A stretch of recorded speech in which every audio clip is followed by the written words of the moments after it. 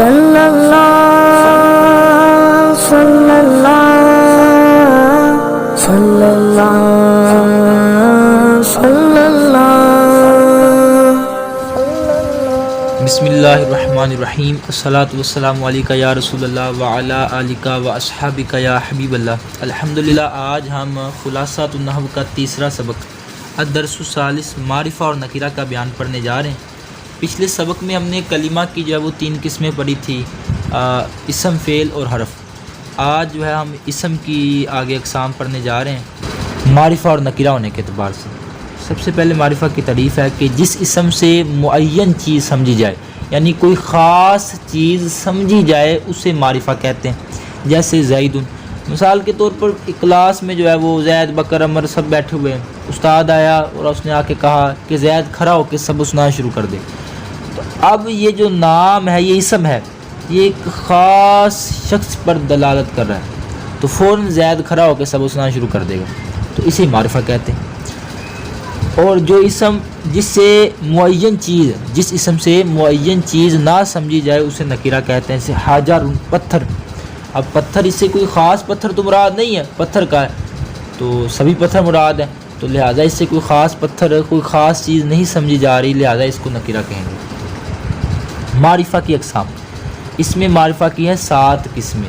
یاد رکھیے گا کہ جو بھی معرفہ ہوگا اس میں ان 7 قسموں میں سے کوئی ایک قسم پائی جائے گی۔ اگر ان 7 قسموں میں سے کوئی ایک قسم بھی نہ پائی گئی تو اس کو نکرہ کہیں گے۔ اسم ضمیر، وہ اسم جو متکلم، مخاطب یا غائب پر دلالت کرے، اسم ضمیر کو مضمر بھی کہتے ہیں۔ اب دیکھیں، انا، انتا، ہوا۔ انا جو ہے یہ متکلم پر دلالت کر رہی ہے، یعنی کلام کرنے والا ہوتا ہے نا، اس کے لیے انا ضمیر آتی ہے، تو یہ متکلم پر دلالت کرتی ہے، تو متکلم اس سے کیا ہو گیا؟ خاص ہو گیا، معین چیز سمجھی جا رہی۔ اسی طرح انتا، یہ مخاطب پر دلالت کر رہی ہے، تو یہ اس سے بھی خاص چیز سمجھی جا رہی ہے، یعنی جس سے بندہ کلام کر رہا ہے جس شخص سے، تو انتا سے وہ مراد ہوتا ہے، تو اب اس سے بھی ایک خاص چیز سمجھی جا رہی نا۔ تو اسی طرح ہوا، غائب، تو اب یہ ضمیر غائب پر دلالت کر رہی ہے، اس سے بھی خاص چیز سمجھی جا رہی ہے۔ مثال دیکھیں، زید نے کسی شخص کو مارا، تو بندہ کہے کہ دارا امرن، اس نے جو ہے وہ امر کو مارا۔ اب ہوا ضمیر جس کا ترجمہ ہم نے اس نے کیا، تو اس سے مراد زید ہے، تو یہ ضمیر زید پر دلالت کر رہی ہے، غائب پر، تو اس وجہ سے یہ کیا ہے؟ اس میں ضمیر جو ہے وہ معرفہ کی قسم ہے۔ اس میں ضمیر کو مضمر بھی کہتے ہیں، یعنی پوشیدہ رکھا گیا، یعنی یہ ضمیریں جن پر دلالت کرتی ہیں نا، جن اسموں پر یہ ضمیریں دلالت کر رہی ہیں ان کو پوشیدہ رکھا گیا ہوتا ہے، اس وجہ سے اس میں ضمیر کو مضمر کہتے ہیں۔ فائدہ، اس میں ضمیر کے علاوہ باقی ہر اسم کو اس میں ظاہر یا مظہر کہتے ہیں، یعنی ان کو پوشیدہ نہیں رکھا گیا ہوتا بلکہ ان کو ظاہر کیا گیا ہوتا ہے، تو اس لیے ان کو اس میں ظاہر کہتے ہیں یا مظہر کہتے ہیں، ٹھیک ہے۔ اس میں علم، وہ اسم جو یہ جو آگے ہم قسمیں پڑھنے لگے ہیں ان کو اس میں ظاہر کہیں گے، جو صرف اس میں ضمیر وہ جو پڑھی نا اس میں ضمیر، اس کو مضمر بھی کہہ سکتے ہیں، اس میں ضمیر بھی، اور اس کے علاوہ جو ہے اس کو اس میں ظاہر کہہ لیں یا مظہر کہہ لیں، یعنی یہ سبھی قسمیں معرفہ کی ہیں، ٹھیک ہے، بس وہ نام دے دیے انہوں نے۔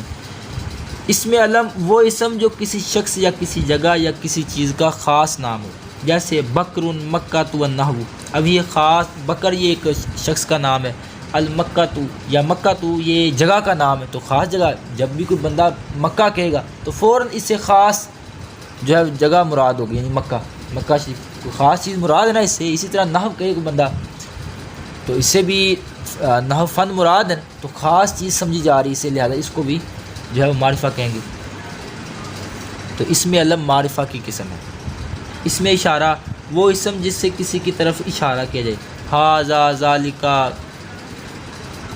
تلکا وغیرہ۔ اب ھذا الکتاب، یہ کتاب، اب یہ اس میں اشارہ سے اس کتاب کی طرف اشارہ کیا گیا، تو اس سے بھی خاص چیز سمجھی جا رہی ہے، لہذا اس کو بھی معرفہ شمار کیا، ٹھیک ہے۔ ھذہ یہ مونس کے لیے آتا ہے، ذالکا یہ مذکر کے لیے، تلکا یہ مونس کے لیے۔ یہ پورا ایک سبق ہے، سبق نمبر 15، تو اس میں اس کی ڈیٹیل ساری پڑھیں گے۔ بقیہ آپ یہ ذہن نشین کر لیں کہ یہ معرفہ کی قسم ہے، کیوں؟ کیونکہ اس سے بھی خاص چیز سمجھی جا رہی ہے۔ اس میں موصول، وہ اسم جو بعد والے جملے سے مل کر کلام کا جز بنتا ہے اسے اسم موصول کہتے ہیں، جیسے الذی، اللتی وغیرہ۔ مثال دیکھیں، جا الذی ناصرہ، وہ آیا کہ جس نے مدد کی۔ اب دیکھیں جس نے مدد کی وہ خاص ہو گیا نا مراد، تو ہم نے کیا پڑھا کہ جس سے معین چیز سمجھی جائے وہ معرفہ ہے۔ اب وہ آیا کہ جس نے مدد کی، یعنی وہ شخص آیا، بہت سارے شخص ہے تو ان میں سے وہ آیا ہے کہ جس نے مدد کی، تو اب اس سے بھی خاص چیز سمجھی جا رہی ہے، لہذا اس کو بھی جو ہے وہ معرفہ کہیں گے۔ تو اس میں موصول معرفہ کی قسم ہے، تو اس کے بارے میں سبق نمبر 16 میں ڈیٹیل سے ہم پڑھیں گے۔ معرف باللام، بالکل یہ آسان سی بات ہے کہ جس اسم کے شروع میں الف لام ہوگا ہم اس کو کہیں گے یہ معرف باللام ہے، اور معرف باللام معرفہ کی قسم ہے۔ تو یہی لکھا ہے، وہ اسم جس کے شروع میں الف لام ہو اسے معرف باللام کہتے ہیں، الکتاب، القلم، حجر، پتھر تھا نا، نکیرہ تھا، جب الحجر کہیں گے تو اس سے خاص پتھر مراد ہوگا، ٹھیک ہے۔ اسی طرح مثال دیکھ لیں کہ الدرس، الجنت، تو اس طرح کئی مثالیں ہیں کہ ویسے نکرہ ہیں لیکن جب اس کے شروع میں الف لام لگا دیں گے تو وہ کیا بن جائے گی؟ معرفہ کی قسم بن جائے گی۔ معرف بالاضافت، وہ اسم جو معرفہ کی طرف مضاف ہے، یعنی جس اسم کی معرفہ کی طرف نسبت کی گئی ہو۔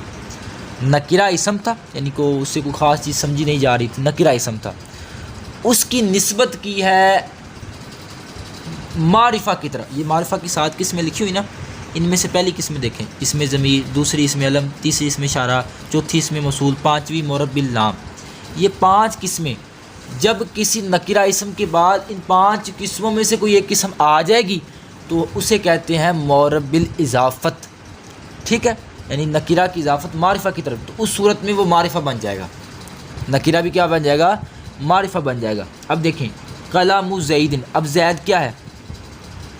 زید اسم علم ہے نا، اس سے شخص مراد ہے، معین شخص مراد ہے، تو لہٰذا یہ معرفہ ہے۔ اب دیکھیں زید کا قلم، ترجمہ دیکھ لیں، زید کا قلم، واضح ہو گیا نا کہ زید کا قلم، یہ خاص ہو گیا کہ عمر کا قلم نہیں ہے، بکر کا قلم نہیں ہے، بلکہ یہ زید کا قلم ہے، تو اب اس سے بھی معین چیز سمجھی جا رہی ہے، لہٰذا اس کو بھی معرفہ کہتے ہیں۔ معرف بالندا، وہ اسم جس کے شروع میں حرف ندا ہو اسے معرف بالندا کہتے ہیں، جیسے یا راجلو، تو اب راجل نکرہ تھا لیکن اس کے شروع میں یا آیا تو یہ معرفہ ہو گیا۔ معرف بالندا کہتے ہیں کسی کو پکارنے کے لیے عربیوں نے الفاظ مخصوص کیے ہیں، یا ای اور حیا اور حمزہ مفتوحہ، یہ 5 حروف ہیں، تو ان کو جو ہے حروف ندا کہتے ہیں۔ تو اب کہہ رہے کہ ان حروفوں میں سے کوئی ایک حرف بھی کسی جو ہے وہ نکرہ اسم کے شروع میں آ جائے گا نا تو ہم اس کو معرفہ کہیں گے۔ اب راجل نکرہ تھا لیکن جب یا آیا تو یہ معرفہ ہو گیا، اس سے مراد کیا؟ اے آدمی، تو وہ جو دیکھیں وہ جب اے آدمی کہا تو وہ آدمی خاص ہو گیا نا، تو اس کو بھی معرفہ کی قسم شمار کیا۔ بالکل آسان سی بات تھی۔ آگے تنبیہ کر رہے ہیں، یعنی متنبہ کر رہے ہیں کہ معرفہ کے علاوہ باقی اسماء نکرہ ہوتے ہیں، یعنی معرفہ کی جو 7 قسمیں ذکر کی ہیں نا، ان 7 قسموں میں سے کوئی ایک قسم بھی نہ پائی جائے تو ہم اس کو نکرہ کہیں گے، جیسے عبد، مؤمن، طفل، راجل وغیرہ۔ عبد کا مطلب ہوتا ہے غلام، مومن کا مطلب ایمان والا، طفل کا مطلب چھوٹا بچہ، اور رجل کا مطلب آدمی۔ اب دیکھیں عبد کے اندر نہ تو یہ اسم ضمیر ہے، نہ اسم علم ہے، نہ اسم اشارہ ہے، کیونکہ غلام پتہ نہیں کون سا غلام، نہ اسم اشارہ ہے، نہ اسم موصول ہے، نہ معرف باللام، اس کے شروع میں الف لام تو نہیں آیا، نہ یہ معرفہ کی طرف مضاف ہو رہا ہے، اور یعنی معرفہ کی طرف اس کی اضافت کی جا رہی ہے، نسبت کی جا رہی ہے۔ وہاں نسبت کی طرح کہ قلم زید، زید کی قلم، اب قلم کی دو یا نسبت کس کی طرف تھی؟ زید کی طرف، کہ یہ زید کی قلم ہے، تو اب یہاں معرف بالاضافت بھی نہیں ہے، نہ اس کے شروع میں کوئی حرف ندا ہے، لہٰذا یہ نکرہ ہے۔ اسی طرح مومن میں دیکھ لیں، طفل میں دیکھ لیں، راجل میں دیکھ لیں کہ معرفہ کی 7 قسموں میں سے کوئی ایک قسم بھی نہیں پائی جا رہی، تو اس کو ہم نے کہا نکرہ۔